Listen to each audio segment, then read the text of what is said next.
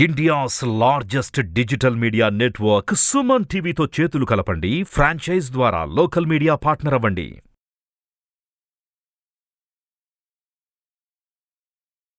నమస్కారం, సుమన్ టీవీకి స్వాగతం. 27 నక్షత్రాల వారు స్వాభావికంగా ఏ రకంగా ఉంటారు, ఎటువంటి అభిరుచులను కలిగి ఉంటారు, వారికి ఎటువంటి రంగులు సంఖ్యలు శుభాన్ని కలుగజేస్తాయి, ఈ వివరాలు తెలియజేసేందుకు మనతో పాటు ఉన్నారు మరకత శ్రీచక్ర శ్రీ విద్యాపీఠ వ్యవస్థాపకులు బ్రహ్మశ్రీ నాగేశ్వర శర్మ గారు. గురుగారు నమస్కారం అండి. గురుగారు, ఆరుద్ర నక్షత్రం ఇది శివుని నక్షత్రంగా చెప్తూ ఉంటారు కదా, సో వీరు స్వాభావికంగా ఏ రకంగా ఉంటారు, గుణగణాలు ఎలా ఉంటాయి, అంతే రౌద్రంగా ఉంటారా? ఆరుద్ర నక్షత్రాన్ని తీసుకుంటే అధిపతి రాహువు కింద చెప్తుంటారు.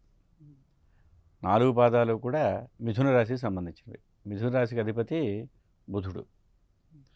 మీరు అన్నట్టుగా శివుని నక్షత్రంగా చెప్తుంటారు. శివుడు ఎంత రౌద్రంగా ఉంటాడో అది ప్రళయకాలంలో మాత్రమే అని కూడా మనం గమనించాలి. మిగిలిన సమయం అంతా కూడా ధ్యానముద్రలోనే ఉంటారు ఆయన. రౌద్రాకారాన్ని కేవలం ప్రళయకాలంలోనే మనం చూస్తాం. భోళాశంకరుడు అని కూడా అంటారు శివుణ్ణి. కొన్ని లక్షణాలు శివుని లక్షణాలు వీళ్ళకు ఉండొచ్చు, కానీ పూర్తిగా శివుని లక్షణాలతో ఉంటారు అని చెప్పడానికి అయితే ఆస్కారం లేదు. రాహుకి సంబంధించిన వాళ్ళు కాబట్టి ఆధ్యాత్మికంగా ఉంటారు తప్పకుండా. అటువైపు ఏవైతే మంత్రశాస్త్రం ఉంటుందో, వేదోక్తమైనటువంటి విధానం కానీ మంత్రశాస్త్రం, అలాగే ఇతరమైనటువంటి రామాయణ మహాభారతాది కావ్యాల యందు కానీ ఇతిహాసాల యందు పురాణాల యందు ఆసక్తి ఎక్కువ ఉంటుంది. అవి చదవడం కానీ ఈ సనాతన ధర్మాన్ని ఆచరణ చేయాలి అనేటువంటి భావాలు కూడా ఎక్కువగా కలిగి ఉంటారు.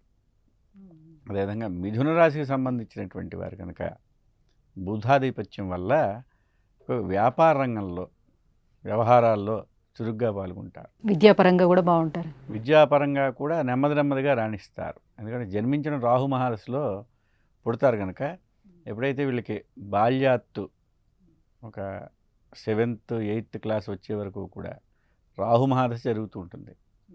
ఆ తర్వాత నుంచి శ్రద్ధ పెరుగుతుంది చదువు యందు. అంటే భౌతికమైనటువంటి విషయాసక్తి ముందుగా వీళ్ళకి తక్కువగా ఉంటుంది. ఎందుకంటే రాహు ఆధ్యాత్మిక కారకుడు కనుక ఆ పరంగా వీళ్ళు ఉంటారు. అందువల్ల ఏంటంటే బయటికి చూసేటువంటి వాళ్ళకి వీళ్ళకి చదువు యందు శ్రద్ధ లేదేమో, వీళ్ళు చదువుకోరేమో అనేటువంటి భావన కలుగుతుంది. కానీ ఎప్పుడైతే వీళ్ళు 7th క్లాస్ని క్రాస్ చేస్తారో, ఒక 12-13 ఏళ్ళు దాటుతాయో, అక్కడి నుంచి కూడా చదువు యందు శాస్త్ర విజ్ఞానం యందు వీళ్ళకి ఆసక్తి, ముఖ్యంగా మ్యాథమెటిక్స్ ఏది ఉందో దాని యందు వీళ్ళకి ఆసక్తి ఎక్కువ ఉంటుంది అని శాస్త్రం చెప్తుంది. అంటే కెరియర్ పరంగా ఏ రంగంలో బాగా ఎక్కువ రాణించగలుగుతారు? ఈ ఐటీ రంగంలో ఎక్కువ, కంప్యూటర్స్ అలాగే ఈ సాఫ్ట్వేర్ సైడ్ ఏదైతే ఉందో ఆ రంగంలో వీళ్ళకి ఎక్కువ అవకాశాలు ఉంటాయి. అటువే ప్రయత్నం చేస్తే మంచి సక్సెస్ని ఉంటారు. అలాగే ఎక్కువగా వీళ్ళు 99% విదేశాల్లో సెటిల్ అయ్యేటువంటి వాళ్ళగా మనం చెప్పుకోవచ్చు. అంటే పుట్టిన వెంటనే ఒక ఏడాది అనుకోవచ్చు, 2 ఏళ్ళు అనుకోవచ్చు, మ్యాక్సిమం 5 years లోపల జన్మస్థానాన్ని వీళ్ళు విడిచిపెట్టేస్తారు. ఏదో కారణం చేత విడిచిపెట్టి వేరే ప్లేస్కి వెళ్ళిపోతారు. జన్మస్థానం నుంచి దూరంగా వెళ్తారు. ఎంత దూరంగా వెళ్తూ ఉంటారో అంత అదృష్టాన్ని తెచ్చుకుంటూ ఉంటారు అన్నమాట. అది అంటే భారతదేశంలో ఉంటూనే ఒక అంటే ఊరు నుంచి ఇంకో ఊరు మారచ్చు, ఒక ఊరు నుంచి అంటే పుట్టిన ఊరిని వదిలిపెట్టి వెళ్తేనే ఎక్కువ ఉంటుంది అభివృద్ధి. అలా స్టేట్ అయినా మారచ్చు, లేదా కంట్రీ మారిపోవచ్చు. ఏది ఎక్కువ దూరం అవుతున్నదో దాన్ని బట్టి వీళ్ళ అభివృద్ధి అనేటువంటిది ఉంటుంది. ఏ రకంగా చూసుకున్నా, మానసిక స్థాయిలో చూసుకున్నా, శారీరకంగా అయినా కెరీర్ పరంగా అయినా సరే ఆ అభివృద్ధి అనేటువంటిది కంపల్సరీగా వాడికి ఎప్పుడైతే స్వదేశం నుంచి దూరంగా ఉంటారో, పుట్టిన స్థానం నుంచి దూరంగా ఉంటారో అప్పుడే వారు అధికమైనటువంటి అభివృద్ధిని పొందుతారు అని జ్యోతిష్ శాస్త్రం చెప్తుంది. వైవాహిక జీవితం ఎలా ఉంటుంది మరి? రాహు అధిపతి అంటున్నారు కాబట్టి. రాహు ఆధిపత్యం వల్ల వైవాహిక జీవితంలో కొన్ని ఒడిదుడుకులు ఉంటాయి. అంటే కొన్ని విషయాల్లో స్టబర్న్ అదే అంటారు, మొండిగా ఉండడం, మొండి వైఖరిని కలిగి ఉంటారు. రాహు అంత ఆధ్యాత్మికవేత్త అయినప్పటికీ కూడా కొన్ని విషయాల్లో మొండితనాన్ని అవలంబిస్తారు. దానివల్ల ఏంటంటే వైవాహిక జీవితంలో కొన్ని ఇబ్బందులు గురవుతారు అని జ్యోతిష్ శాస్త్రం. ఆపోజిట్ పార్ట్నర్తో ఏంటంటే కొన్ని విషయాల్లో విభేదిస్తారు. తద్వారా ఏంటంటే ఒడిదుడుకులు ఎక్కువ అవుతాయి. 20-30% విడిపోయేటువంటి అవకాశాలుగా కూడా చెప్పుకోవచ్చు. డైవోర్స్ అయిపోయేటువంటి అవకాశాలు ఎక్కువ శాతం ఉంటాయి వీళ్ళలో మనం ఎక్కువ గమనిస్తాం. ఈ డైవోర్సీల తాలూకు పర్సంటేజ్ మనం తీసుకుంటే ఓవరాల్గా తీసుకున్నప్పుడు ఈ రాహు నక్షత్ర జాతకులకి, రాహుకి సంబంధించిన 3 నక్షత్రాలు ఉంటాయి. మనం ఇప్పుడు ఆరుద్ర గురించి మాట్లాడుకుంటున్నాం కాబట్టి ఈ ఆరుద్ర నక్షత్ర జాతకులకి మిథున రాశికి సంబంధించి ఎక్కువగా వీళ్ళు విడిపోతారు. వైవాహిక జీవితంలో ఇబ్బందులు కొని తెచ్చుకుంటారు వీళ్ళకు ఉండేటువంటి లక్షణం వల్ల. అంటే తా పట్టిన కుందేలుకి 3 కాళ్ళు అనే రీతిని అవలంబించడం వల్ల ఇబ్బందులకు గురవుతారని శాస్త్రం చెప్తుంది. అయితే మరి కొన్ని నక్షత్రాలకి అంటే వేరే నక్షత్రాలతో సయోధ్య అనేది ఉంటుంది కదా. సో వైవాహికంగా అది చూసుకుని వివాహం పరంగా చూసుకునేటప్పుడు ఏ నక్షత్రాల వాళ్ళు చేస్తే బాగుంటుంది, ఎవరిని చూసుకోవాల్సి ఉంటుంది?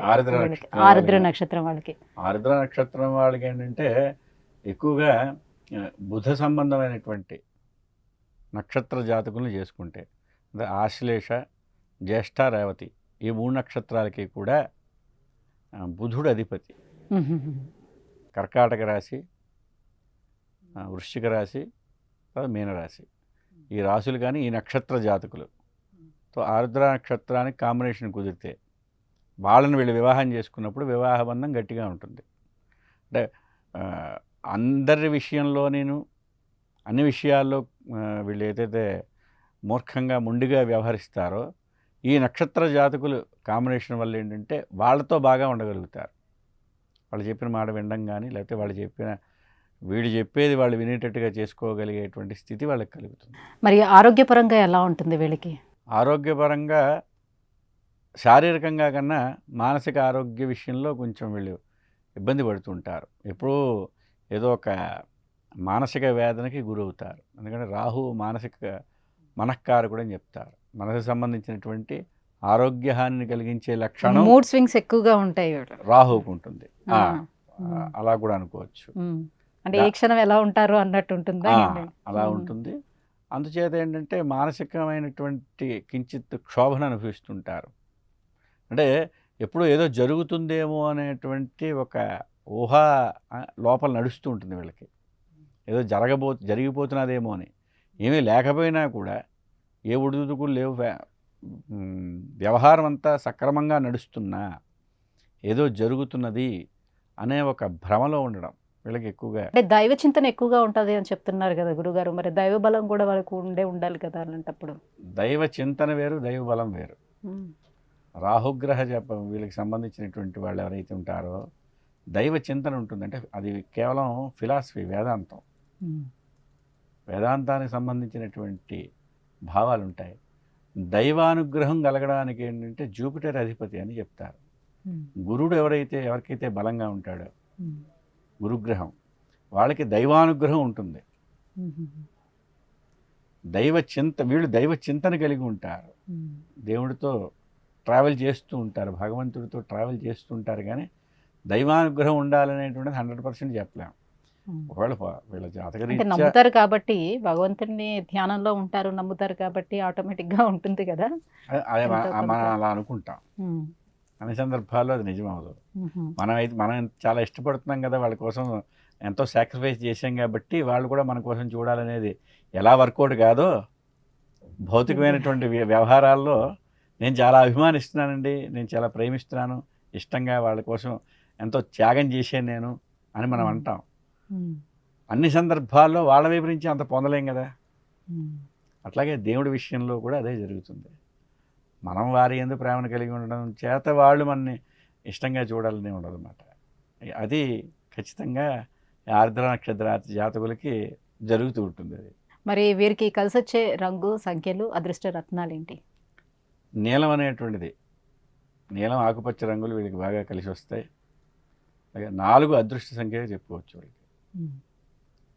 అలాగే 5 కూడా, 4, 5 కాంబినేషన్, 4 కానీ 5 కానీ ఈ కాంబినేషన్లో ఏదైనా వచ్చినా కూడా వీళ్ళకి చాలా శుభప్రదంగా ఉంటుంది. 9 అనేటువంటిది వీళ్ళు విసర్జించవలసినటువంటి సంఖ్య.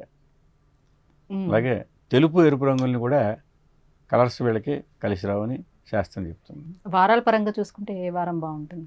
వీళ్ళకి మంగళ గురువారాలు అనేటువంటివి అనుకూలించేటువంటి వారాలు చెప్పుకోవచ్చు.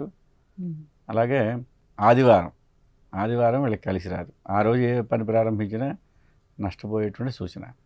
ఏ దైవానికి ఎక్కువ ఆరాధన చేసుకుంటే మంచిది? అమ్మవారు ఖచ్చితంగా రాహుకి అధిష్టాన దేవత దుర్గా పరాంబిక.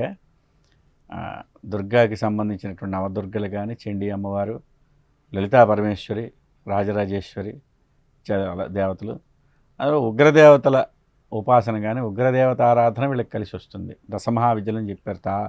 తారా, కాళీ, భగడాముఖి, చిన్నమస్త, ప్రత్యంగిరేలాగా ఈ దేవతల్లో వీటినైనా కూడా, భువనేశ్వరి మాత, వీటిలో ఏ దేవతనైనా కూడా ఆరాధన చేస్తే సులభంగా వీరు ప్రశాంతతను పొందగలుగుతారు. ఆ దైవానుగ్రహం మీరు ఇందాలు అడిగినట్టుగా ఆ దేవతలు వీళ్ళకి త్వరగా అనుగ్రహిస్తారు. ధన్యవాదాలు గురుగారు, చాలా చక్కగా వివరించారు. నమస్తే.